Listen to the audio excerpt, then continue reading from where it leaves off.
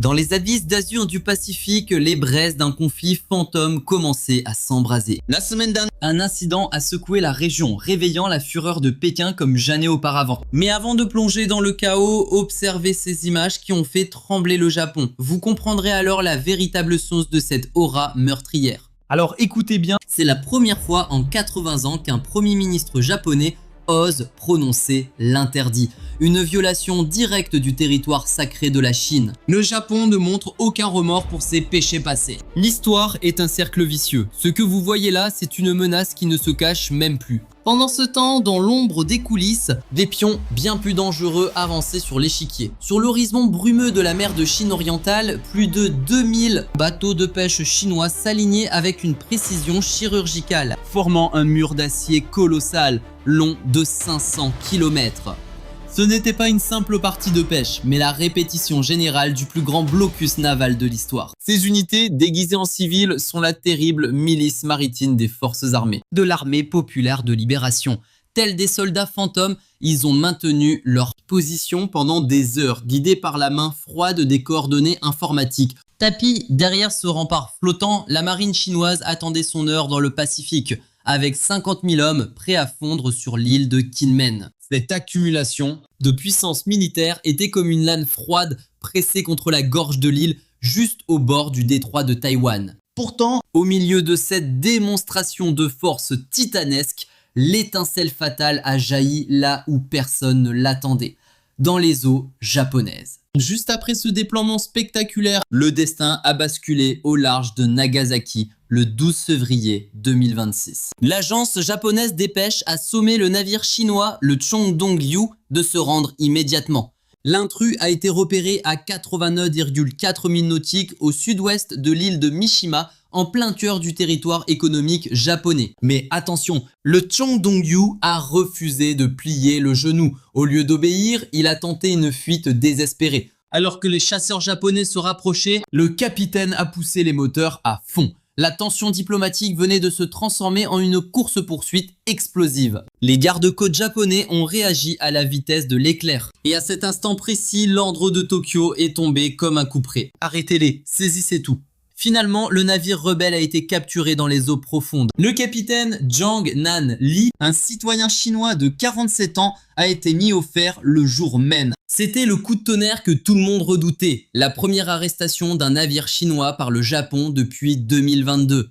Cette attaque agressive du Japon était une réponse cinglante aux tactiques de la zone grise de la Chine. Pékin tentait de créer un bouclier d'immunité en utilisant des bateaux de pêche comme armes de guerre. Mais Tokyo était bien décidé à briser ce jeu d'ombre. Cette capture au large de Nagasaki était bien plus qu'une simple détention. Dès que la nouvelle a éclaté, les sirènes d'alarme ont hurlé dans les couloirs diplomatiques. À Pékin, le ministère des Affaires étrangères a réagi avec la vitesse d'un cobra. Le porte-parole Lin Jian a pris la parole vendredi, le visage sombre et la voix lourde de menaces. Lin Jian a déclaré: nous espérons que le Japon respectera scrupuleusement le pacte sino-japonais, qu'il appliquera la loi avec justice et qu'il n'osera pas piétiner la sécurité et les droits légitimes. Ces mots résonnaient bien plus fort qu'un simple avertissement diplomatique. C'était une véritable démonstration de puissance brute, une aura écrasante. Mais attention, sur cet échiquier mondial, le Japon a choisi son camp depuis longtemps. Rappelez-vous, le premier ministre Sanae Takaichi l'a dit sans trembler. Si la Chine tente de s'emparer de Taïwan,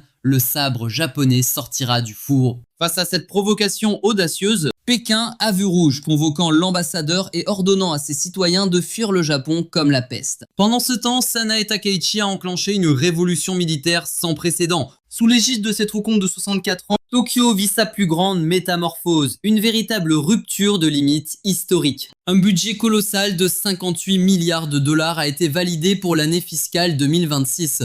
Avec ce trésor de guerre, le Japon débloque enfin sa compétence ultime, la capacité de contre-attaque. Le système de défense côtier bouclier s'active et se met en place. Des missiles sol-air et des systèmes anti-navires se déploient. Sur l'île de Yonaguni, mettant le mur maritime chinois de 500 km à portée de tir japonaise. Dans une interview explosive sur le sujet, le président taïwanais Lai Ching-te a déclaré que si le dragon avalait l'île démocratique, le Japon serait le prochain sur le menu. Lai Ching-te a prévenu, la menace plane sur le Japon, les Philippines et tous les acteurs de l'Indo-Pacifique avec une onde de choc qui finira par frapper l'Amérique et l'Europe. Voilà pourquoi Tokyo agit avec une telle fureur et une telle décision. Ils voient la chute de Taïwan comme leur propre fin. Mais le Japon n'est pas seul dans cette arène. Une puissance titanesque se dresse dans l'ombre de Tokyo. Les États-Unis et leurs alliés du Pacifique ne resteront pas les bras croisés à regarder le monde brûler. Washington abandonne le flou artistique pour une stratégie de dissuasion pure et dure. La marine américaine sature la zone de sa présence,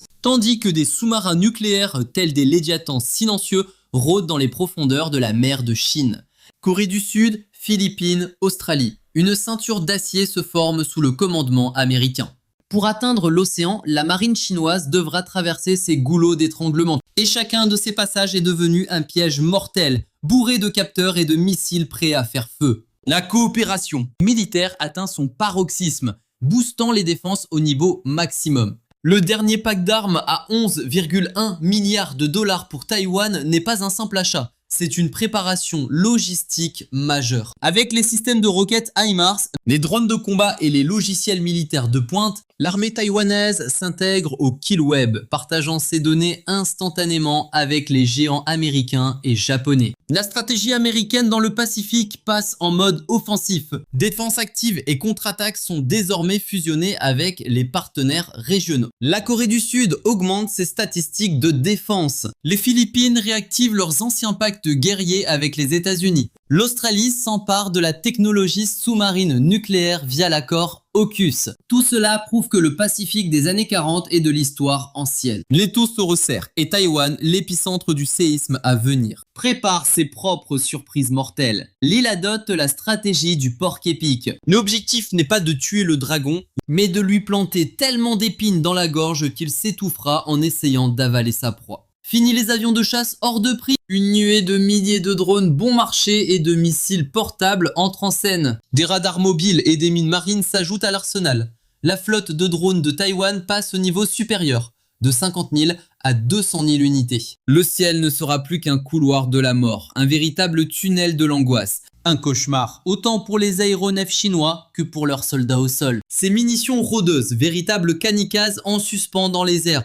guettent leur proie dans chaque recoin de l'île, comme des prédateurs invisibles. C'est au cœur du centre de commandement conjoint avec les États-Unis que cet art de la guerre asymétrique atteint son apogée. Mais attention, la géographie du détroit de Taïwan joue aussi sa propre carte maîtresse, offrant à bien aux alliés du Pacifique un bouclier naturel impénétrable face à la Chine. Cette étendue d'eau de 100 à 200 km est balayée par des vents furieux, des vagues titanesques de 6 mètres et un brouillard dense qui aveugle l'ennemi la majeure partie de l'année. Pour les stratèges militaires, le concept de fenêtre d'opportunité devient vital. Une flotte d'invasion ne dispose que d'un minuscule créneau entre avril et octobre. Le reste du temps, Mère Nature interdit purement et simplement tout combat naval.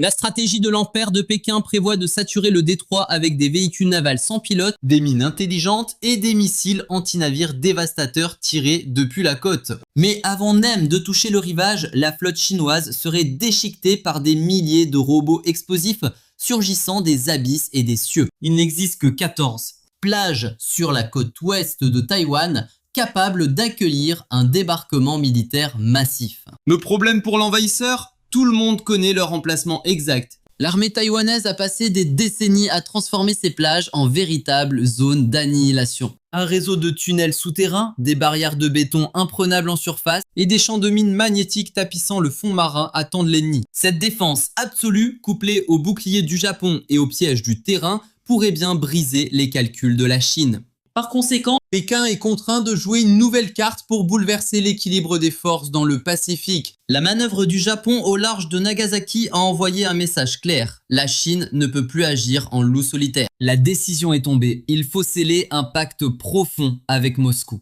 La Russie apprend actuellement la douleur de la guerre moderne, dans la boue sanglante des tranchées ukrainiennes. Et cette expérience brutale est désormais prête à être offerte à la Chine sur un plateau d'argent. Le talon d'Achille de l'armée populaire de libération chinoise était évident. Aucune véritable expérience du feu depuis l'année 1979. La Russie, en revanche, a payé le prix fort pour ses leçons, surtout après la perte humiliante de son navire amiral, le Moskva, en mer Noire.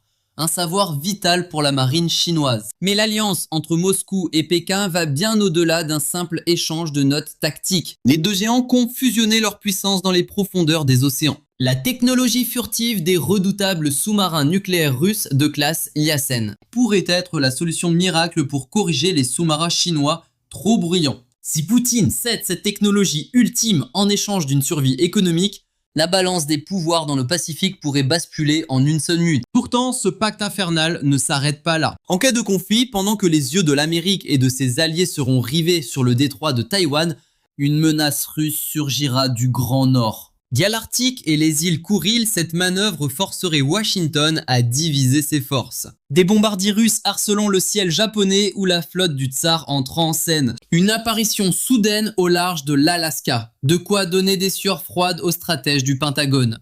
Mais l'ours russe entre aussi dans la danse. Son rôle m'enseignière logistique absolument crucial. La Navy américaine prépare un coup tordu. Couper les veines énergétiques du dragon en verrouillant le détroit de Malacca. Cependant, la Russie pourrait rendre ce blocus totalement inutile, grâce à la puissance des pipelines sibériens qui abreuvent la Chine. Même si les routes maritimes sont scellées. L'or noir et le gaz continuent de couler par la terre pour alimenter la machine de guerre chinoise. Alors, malgré les risques, le dragon osera-t-il montrer les crocs dans le Pacifique avec ce soutien massif de la Russie ? Mais regardons l'envers du décor. À la cour impériale de Pékin, c'est la panique totale. Les généraux transpirent sur leurs calculs, mais les données sont catastrophiques. C'est la douche froide.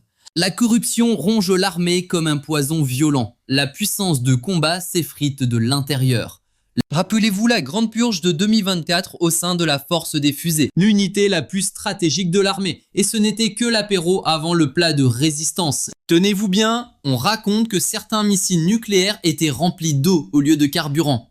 De l'eau dans les réservoirs et des silos à missiles avec des couvercles en carton-pâte. Ces scandales sont une honte absolue. Xi Jinping peut-il encore faire confiance à sa propre épée? Si un général détourne le budget carburant pour mettre de la flotte dans les réservoirs, comment cette armée espère-t-elle survivre à l'enfer du détroit de Taïwan? Mais la comédie ne s'arrête pas là. La pourriture atteint les plus hauts sommets du conseil militaire. On parle de têtes qui tombent au plus haut niveau. Le généralissime lui-même, Zhang Youxia et le général Li, expulsés. Le grand ménage a commencé. Cette période de turbulence nous rappelle une chose. Pékin bombe le torse, mais la réalité est tout autre. Toutefois, le régime ne compte plus sur ses généraux corrompus, mais sur la force brute de sa logistique. Leur a tout caché? Les navires rouliers, de simples ferries civils réquisitionnés pour la guerre. La Chine possède une flotte amphibie immense, c'est vrai, ça impressionne les foules. Mais pour envahir la forteresse de Taïwan, c'est loin d'être suffisant. C'est pourquoi ils transforment des ferries de vacances en navires de combat. Le système D à l'échelle industrielle. Mais voilà la chute de la blague. Ces navires civils n'ont ni blindage ni défense. Face au système HIMARS de Taïwan et aux missiles Harpoon. Et face aux missiles hypersoniques nouvelle génération du Japon, ce sont des barils de poudre flottants. Un seul impact direct et des milliers de soldats partent en fumée. En jouant cette carte civile, la Chine envoie littéralement ses propres soldats à l'abattoir sans aucune protection. Même délire avec l'expérience massive des bateaux de pêche dans le Pacifique.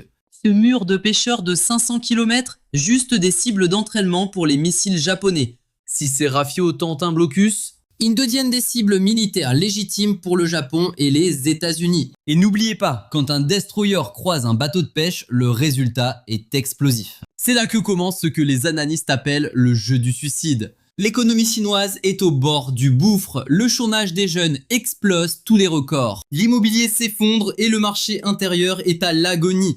Alors Xi Jinping tente le tout pour le tout. Il joue la carte du nationalisme pour étouffer la révolte. Mais ce blocus est une lame à double tranchant. En voulant isoler Taïwan, la Chine risque de trancher ses propres racines économiques. Tenter d'étouffer son rival tout en se serrant la gorge, voilà le paradoxe mortel qui ronge la stratégie de Pékin. Mais un autre poison se répand silencieusement dans les veines du dragon. Sa population vieillit, sa force vitale s'amenuise à une vitesse effrayante. L'armée de jeunes guerriers prêts au combat d'aujourd'hui, dans 10 ans, elle ne sera plus qu'un souvenir lointain.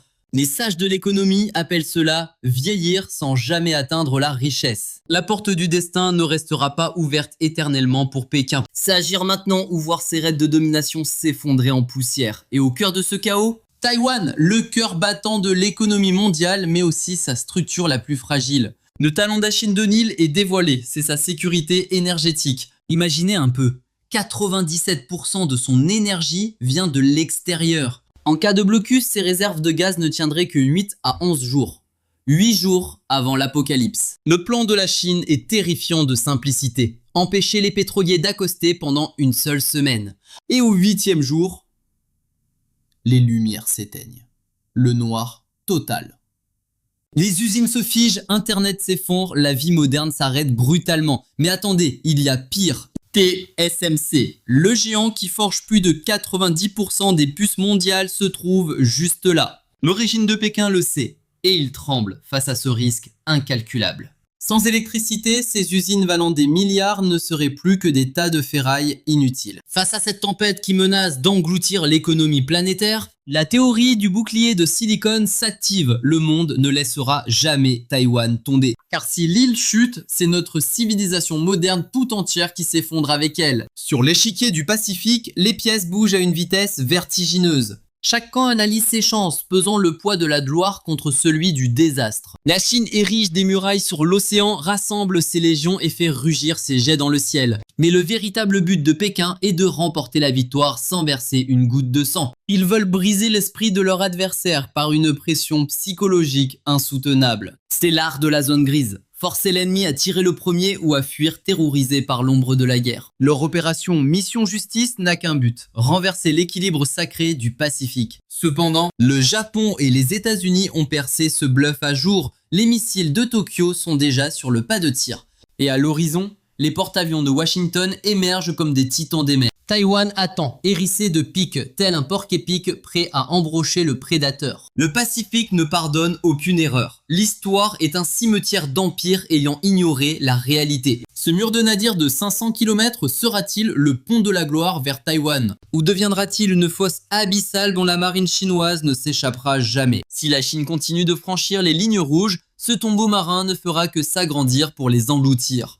Quelle est votre stratégie? Partagez vos théories dans les commentaires. Abonnez-vous et activez le j'aime pour rejoindre nos rangs. On se retrouve au prochain rapport pour décrypter les chocs géopolitiques et les manœuvres militaires qui secouent le monde entier. Présenté par TGN. Fin de la transmission.